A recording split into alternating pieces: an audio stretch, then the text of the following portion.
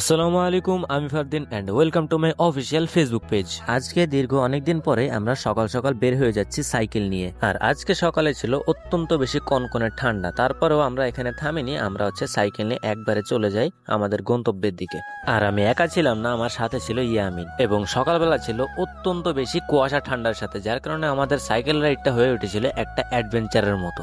আর এই কুয়াশা যেন সম্পূর্ণ ঢাকা সিটিকে তার মধ্যে গ্রাস করে নিয়েছিল। আর এর মাঝে আমরা যখন এখান থেকে যাচ্ছিলাম তখন এখানে চলে আসে মুহতাসিম, আর মুহতাসিমও আমাদের সঙ্গে যাওয়া শুরু করে।